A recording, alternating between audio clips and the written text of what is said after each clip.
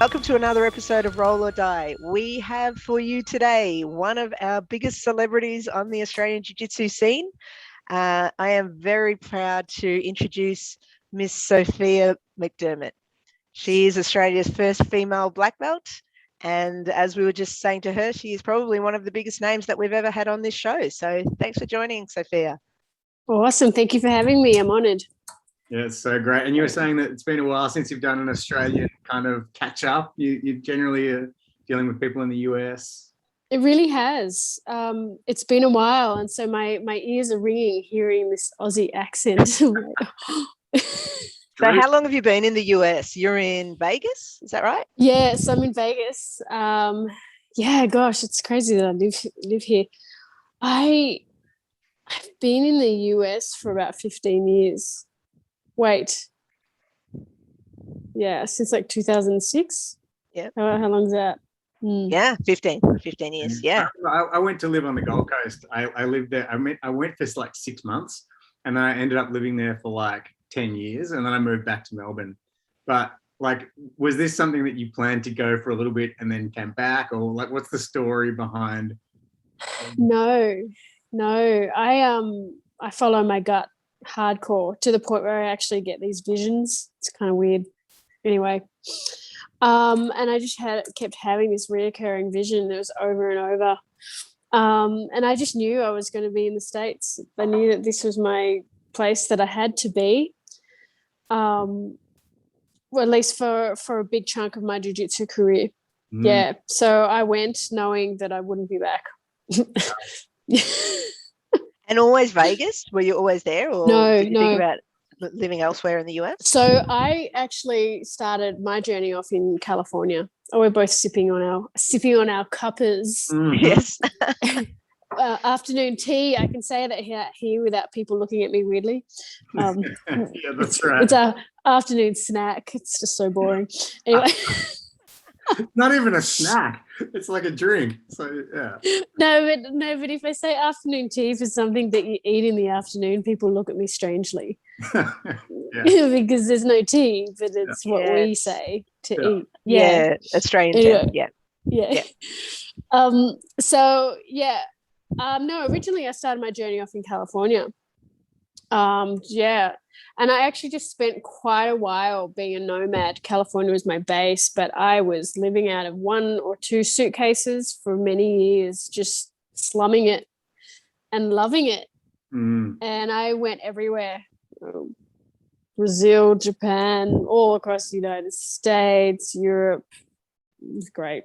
Awesome. So taking a step back, Sophia, like, you've been doing jiu-jitsu obviously a long time, but much longer than me. I know when I started in 2009, and I was one of only a few girls. So I can't even imagine, like, when did you start? How was it for you being a female, like, in that time?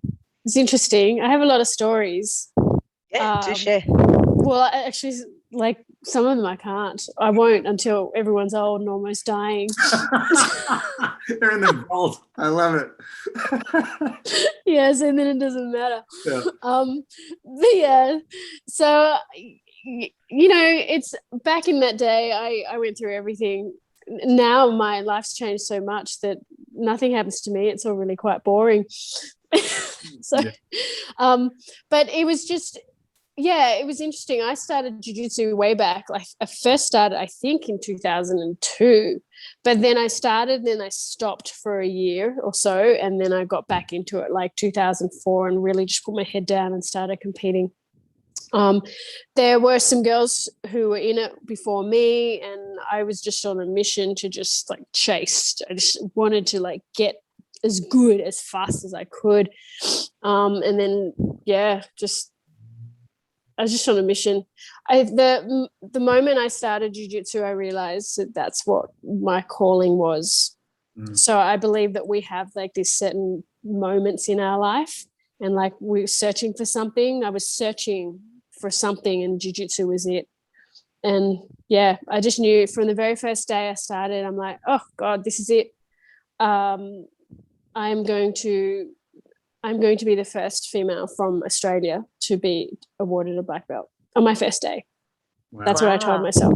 What's So right? I remember going back and telling a few people, and they just blatantly laughed at me because back then I think there were 3 male black belts, and I think there was like 1 female, 2 female blue belts, and a bunch of white belts, and that was it.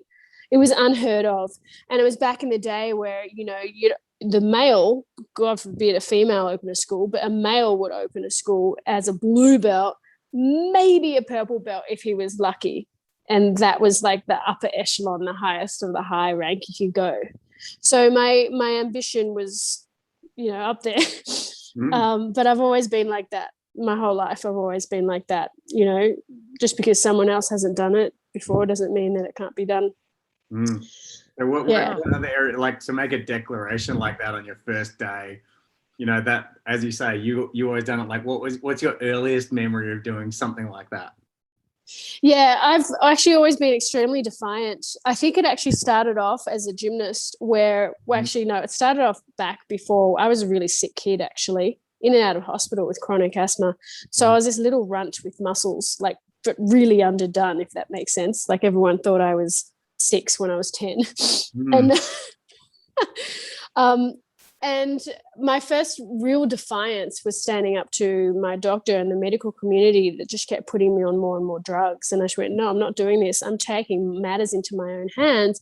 And then I went to see a naturopath who changed my life because I intuitively knew what was right for me. And so from that age, being young, I remember even being hospital as a 6-year-old telling the nurses not to send me that food because it made me sick. Like, what kid does that? Do you know what I mean? So, I think it just started from way back. And then there was defiance of taking my health into my own hands. Then being like a pretty decent gymnast, because that's really what set off my athletic career. And that training as a gymnast gave me that focus, that mindset to be able to tough it out in jiu-jitsu, where it really was a male-dominated field. And back then, like, there was you were part of the pack or else you were a lone wolf. And to be a lone wolf as a female was a pretty crappy place to be. So, because you were either totally, completely, utterly ostracized or sexed up. And I wanted to be taken seriously as an athlete. So I joined the pack in the rank of the dudes. But it was hard. It was really hard. I can imagine. Yeah, wow. So how did you actually find jiu-jitsu itself then? Like you talked about how you had the gymnastics and stuff like that. Was that even around, like, in your world? And sort of we've had a lot of guys on telling us their stories of finding like the UFC and sitting around with their mates watching UFC 1 and things like that. Was it the same for you, or how did you find jiu-jitsu itself? No, so my gymnastics career got cut shorter than I would have liked because I got a stress fracture on the growth plate of whatever, my shoulder. So the wouldn't stop until I stopped growing, which was all stunted because of my gymnastics career anyway. So that was it. So I'm like, oh my God, I need to find something else. So I was on a journey. So I was trying all these different sports. I was up on stage wearing leotard and stockings and sneakers. It was a disaster.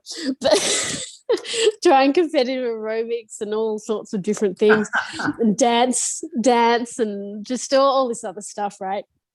And then my boyfriend at the time told me to go along to class with him to do jiu-jitsu, and I'm like, I don't want to do it. I don't want to roll around on the floor with like disgusting, hairy, sweaty men in pajamas.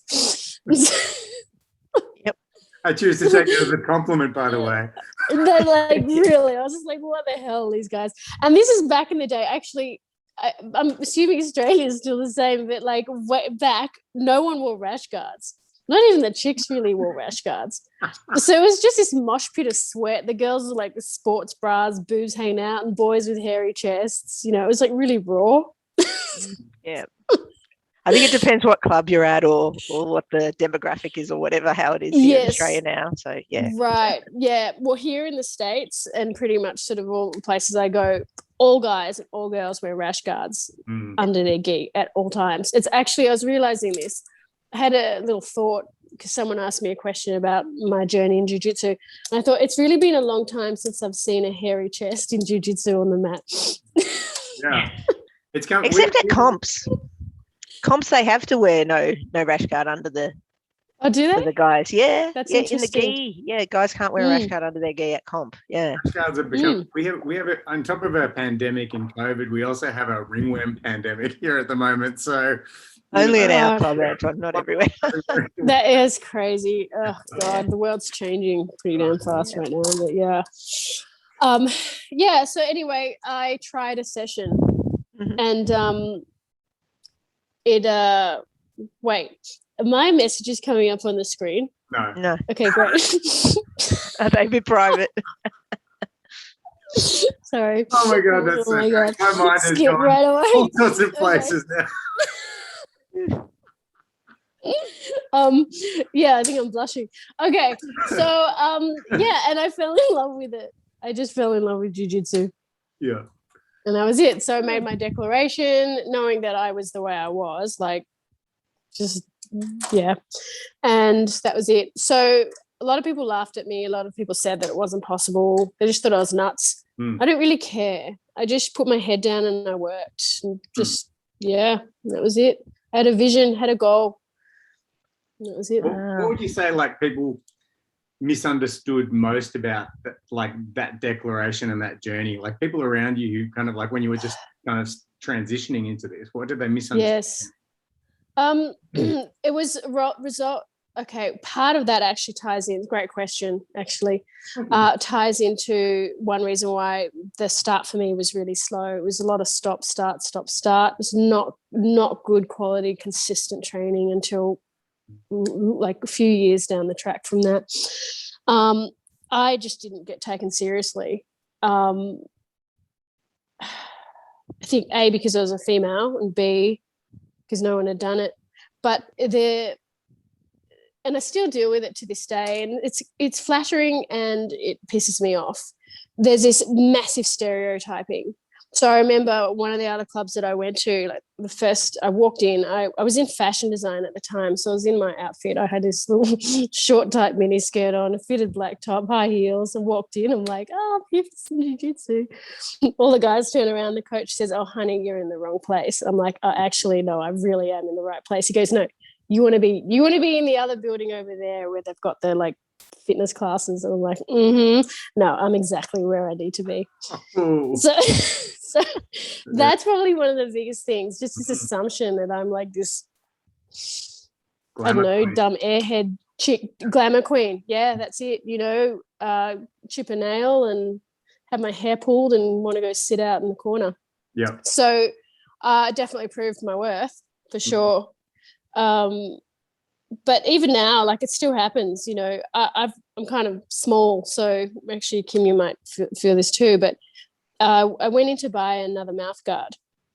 I need a child's mouth guard. I don't fit into normal men's mouth guards, adult, because they're men's adults, because they don't really make them for women. But anyway, so the guy was like, oh, it's for your son or you. And I'm like, yeah, no, it's for me. But Yeah. there's just like, there's no idea for them that I could be doing a full contact combat sport. Yeah. Yeah, absolutely. Yeah, I mean, it must have been even worse for you because, yeah, I have experienced that. But as I said, I came along nearly 10 years after you started. So you probably had it even worse, like in those early stages. And are you comfortable to talk about your kids at all, Sophia? Like you mentioned about them having, you've got 2 daughters. Like, do they have that same drive and ambition that you share? Okay, so I have one who is kind of my clone, but she's an upgrade version. So where I'm like the iPhone 6, she's the iPhone 11, basically. And then I've got another she's a bit different, but amazing. And yeah, so the older one is extremely driven and focused, and she wants to do this. The other one likes to stay in the corner and do snow angels. Yeah. And how have you found being a mum and doing jiu-jitsu? Like, has it, because we ask this often of guys, I think, when they become fathers and stuff, and like how it is. Okay. But as a mum doing jiu-jitsu, like, can you tell us about that? Like, so you did a little bit differently to me. So you started jiu-jitsu first and then you had your kids. I had Okay. already had my kids when I started Right. jiu-jitsu. So Mm. like, do you think it's helped you be a better mum? Has it helped you kind of have a better perspective on jiu-jitsu, stuff like that? Okay. One of the biggest things I realized that I was sort of subconsciously stressing about that was coming through a lot was losing my identity as an athlete. So since healing myself with nutrition and all that, being an athlete was who I was my complete and utter identity. And so I was glad when I became a mother, though, that I didn't lose that, but I needed to make really big changes, and time took on a whole new meaning. And especially with breastfeeding, holy crap, it's like ball and chain. So I'd look at the clock, I'd be like breastfeeding, and then I'd like race to the gym 20 minutes late, get on the mat, do my roll, and then get off the mat and breastfeed again. And I was either pregnant or breastfeeding for 4 years straight during my whole jiu-jitsu thing, and doing that while competing was really freaking hard. But that's, that was, I really think that I was one of the first up there doing that as well. Yeah. Back then, because my kids are 8 and 10 now, there wasn't as many women, having babies, little babies, and doing it all. And I was, and now it's just a lot more accepted. And yeah, I see these mothers, breastfeeding under the rafters before they jump on to compete. And I'm just like, hats off to you, girl. Like, incredible. That's it. And I know you've given you've spoken a lot about training during pregnancy as well. I guess by the time you had your kids, like you were already an upper belt, like you're already a black belt. What do you think about training while pregnant for people that are maybe a little bit less experienced, say white or blue belts, where you don't have as much technique to rely on, and having to train with another person? What would you say? Yeah. I really think that if you're already super fit, like training is still a great idea. Like if you're just getting into it, like maybe not such a good idea because you can't control your body so well and you don't know how to manage it all. Blood pressure, overheating, hydration, all that stuff. I think one of the most important things, and this is not just for training, but for everything, is your ability to just truly listen to your body, like it's telling you something. And if you're feeling uncomfortable, whatever it is, stop. So I was always constantly monitoring. But the other really important thing is choosing your training partners. So if you're in a place that's not supportive, or you really are like the only girl and everyone else is just big behemoths and they're just wanting to smash you, possibly not a great environment to be training. So what got me through it all, and I trained 7.5 months through my pregnancies with both girls, was that I had really great training partners that just, we just sort of played and floated around really, but it was an opportunity for me to stay sharp and keep moving. There's no pressure. So it was safe. So if other women have that opportunity to just do that safe training with really great training partners and they're perfectly healthy and all that stuff, then I don't see a problem with it. Yeah. Was it tricky for you at the time, like medically? Because I can't imagine too many people would have even known of women doing jiu-jitsu, let alone jiu-jitsu while pregnant. You know what I mean? Because I feel like sometimes the medical profession also have a bit of a misunderstanding about jiu-jitsu. Of course they do. I don't really care what anyone said. This is the girl that told the nurses not to send her the food, so I could totally. That's exactly true. I forgot who I'm talking to. Yeah. That's the thing. I make my own decisions. I'm extremely receptive to my own body and the signs. I mean, I was doing heavy deadlifts while I was pregnant. But my internal core and everything was so insanely strong. And if I just remembering to breathe through all the reps and all that stuff. But, I'm a trainer. I'm a certified fitness nutritionist and coach too. I know what's going on. So I think, if there are pregnant ladies who want to keep training, I think the thing is to actually go to more like a, look, if your doctor doesn't know anything about jiu-jitsu and what it is, then maybe going to like a fitness professional and getting their advice as well, or instead. Yeah. Just back a little bit. What's like, you've won so many comps, you've been around for so long in this kind of industry, in this sport, in this. I'm getting old. See the wrinkles coming in. Amazing, but I'm also wary of going there because I know that pisses you off and flatters you at the same time. So we're not doing that. But you look amazing. But what's important to you now? Like, what's next? If you looked at like the next 5, 10 years, what do you want to? Is there anything you want to impact in the jiu-jitsu world, or do you see yourself transitioning to other areas? Like, what's important? Lovely question. That's great. Yes, I'm extremely goal oriented. I don't actually know how else to operate, to be honest.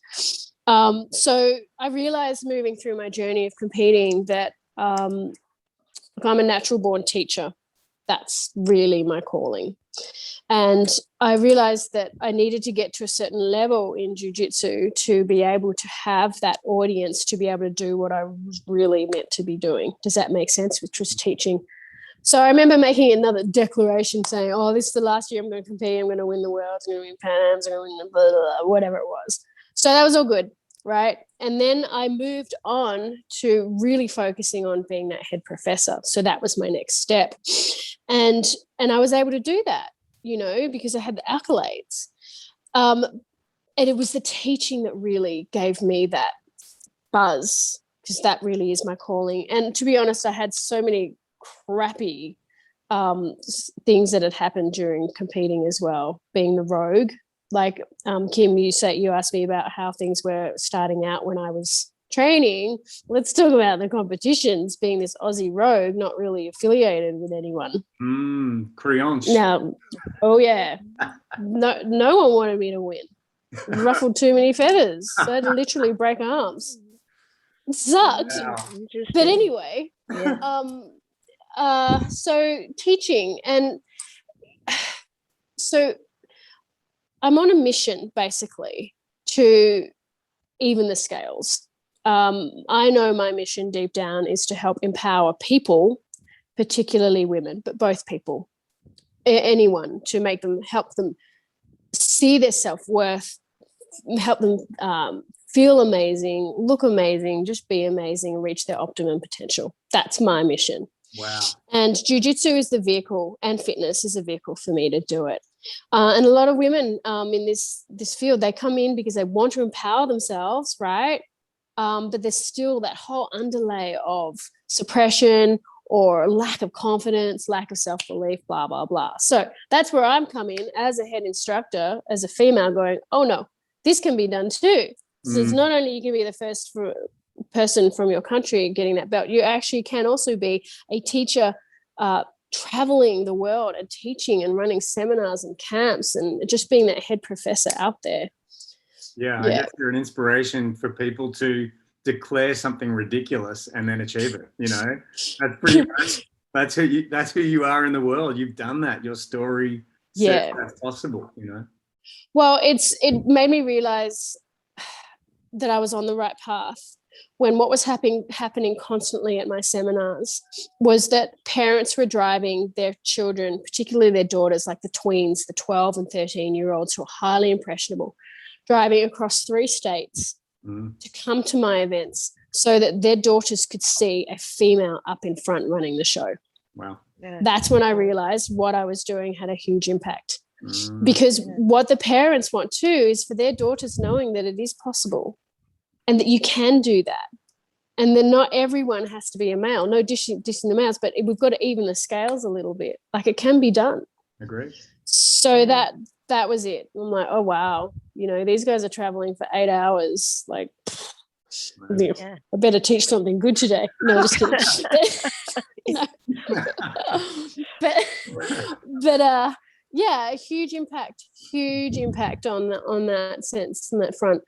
And so I feel I've actually achieved that over the last, however many years, probably like 8 years now, of being a black belt and traveling and teaching. I would guarantee you that I would have taught as many seminars as some of the other higher upper echelon male black belts around. Brilliant. I've been everywhere. Wow. It's incredible. It's such an honor. And every year you do a master's camp for women before the World Masters. Can you tell us about Yes. that? So I run a few events throughout the year. I'm actually in the middle of organizing one for this year. Obviously, there was one not last year because of COVID. But I just want to open it up for a non-political place for people to come to train. So I'm all about no BS, no politics. If you want to train, come join. I set up like a class structure that's focuses on competition, timed rounds, strategy, grip breaks, takedowns, some fitness stuff. Yeah. And but the other from thing, all over the world come to that? yes, but men too. Oh, cool. So what's interesting is that when I first started teaching seminars, I just thought that they'd be for women, right? But then what started happening is the men wanted to start attending, and I'm like, oh, okay, cool. So then my seminars very quickly opened up to being co-ed. And then what happened was that there's a co-ed and then women's only. So I cater to both, and they're both very different. But it's really interesting and so wonderful that there are so many men out there that are wanting to learn from a female to see their perspective, because there's always something different to be seen, right? I mean, the way I view jiu-jitsu is completely different to the way a lot of, bigger guys might. But then they come in and show these details and say, oh, God, yeah, didn't think of that. So teaching both. In all my Master Worlds camps, it's been both men and women. Right. Wow. I'm really like getting to know you today has been just such an amazing discovery, really. Oh. You're a powerhouse. You're an absolute powerhouse in the jiu-jitsu world. Oh, thank you. Well, so now I'm on to my third milestone, my third goal. This is where I'm at now, because I feel like I've reached that point of being like that respected head professor. The sun, I'm going to shift back a bit. But now it's really the ability to be a totally thriving, independent businesswoman in jiu-jitsu. I mean, how many people can say they earn a complete living doing jiu-jitsu as a woman? Or as anyone, really. I mean, everyone as anyone in the world is always talking about if you want to own gyms, etc., don't expect to be wealthy. And yes, there are some people who do, they break through, and there are others who just don't. And obviously, as you say, with the accolades behind you, that also kind of creates a platform where people go, okay, this person is proven, like male or female. I think people still want to know that people owning their gym have gone out there and done this for themselves and have achieved yes, yes. It's not gender. It's all, you've done that. Well, that's it. Yeah, it's all a mindset. What you put the mindset to becoming like a great competitor, you put your mindset to becoming a great teacher, you put your mindset to becoming a great business person. That's where I'm at now. And Kim, going back to your question about the kids, one of the things that's changed is my shift in focus about finances. Let's get real. I want to be able to put my kids through college and stuff like that. So that's it. I've been running a business for about almost a year and a half now. It's an online thing called Girls on Top, and women from all over, they join me for live online sessions, and we roll around with our Barrys and have some fun. Is that like a Facebook group, or how do people find that? So it's a website, girlsontop.org, but I'd have a chat with them and get them acclimated to how it all works, because girlsontop.org, and you meet me live almost every day. Wow. We have we'll share that when we share your podcast as well, this episode. We'll put a link there. Fantastic. I've had my head down. I've been building behind the scenes for a while now, a fitness business as well. So that one's not jiu-jitsu at all, but specifically health, fitness, workouts, bit of beauty in there, and empowerment stuff. I think it says a lot. Sorry, Kim. Go.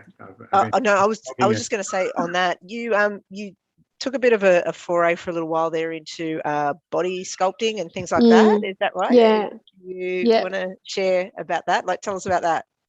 Yeah. So after I finished competing in jiu-jitsu, I was like, oh, this is something on my bucket list. I really want to do it. So I did it. I competed in a few competitions, and I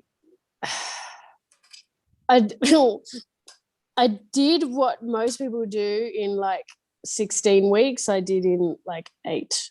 My last tournament was in 6 weeks. I prepped for 6 weeks. So I kind of almost don't feel like it's fair. But I know. Honestly, it's the years and years of gymnastics and jiu-jitsu that's given me the muscle shape. So it's, yeah. But that was fun. It was on my bucket list. On my screen, I've got a picture of you right now. Is that okay? Can I? It's on your Facebook. Sure. I'll get it to public. If I posted it, then I'm sure it's fine. There we go. Yeah. Yeah. On the screen. And you complain about feeling old. I mean, come on. That's not that's not on. So that's 8 weeks of prep. Is that what you're saying? 8 weeks of prep. Yeah, that one was actually more like 6. Wow. Yeah. Yeah. And I played around with diet and stuff. It was great. It's a great science experiment. They really made me too dark though. I'm like, you sure I need a 3rd coat of that fake tan? Like, really? What did you discover in that journey? I know that we're running out of time, but what did you discover in that process? I really enjoyed using my body like a science experiment. Because I'm fascinated by nutrition and how it affects the body. And I really I do a lot of study behind the scenes in my own time about how nutrition affects your health, especially from an inflammation standpoint. This was a little bit different because it was purely about aesthetics. And, it got to a point where I was so lean that you could eat something small and you'd literally see the changes in your body. It was insane. I was so ripped. Like on stage, I don't actually look as ripped as I was. I have a photo that I can't even post. It's like, it's just shocking, where I'm so vascular that you can see the veins go all the way up from my inner thighs, belly, across my chest, all the way up my neck to my head. Wow. Like marbles of veins through my stomach because my abs were so ripped. Yeah, it was kind of gross. But it's a testament to my mental discipline, but also my knowledge that I've accrued because I've done for many years like personal plans and helping athletes get in shape safely and all that stuff. So, yeah, so that was fun. I won the overall unlimited category in that, and then I qualified for the US. And at the time, I didn't have my citizenship, so I couldn't compete in it. Had I placed in that, like 1st or 2nd, then I would have been in the next Olympia. That was my goal. Wow. And then if I had done the Olympia, I would have been the only jiu-jitsu black belt, only Olympian, like, ever. Well. One of the things which you said before, which really, sorry, far enough. Is it okay? One of the things you said before, just like how being a mum dialed you in more to achieving what you wanted to achieve. I thought like not many people say that. I think there's a nugget in there that like I would like everybody, all of us to get and just go over, because that's like most people will say, oh, I had my kids, so then I couldn't do this anymore. I couldn't go after this anymore. Whereas you're using things around you in your world to kind of give you more of a reason, if that makes sense. Like, so more about that maybe as a finishing kind of message, because I think we're getting close. But yes, okay. Yes, absolutely. Look, my children, despite what I've done in life in jiu-jitsu, my children are actually my biggest achievement. They're my everything. But interestingly enough, they have given me a greater purpose to achieve more.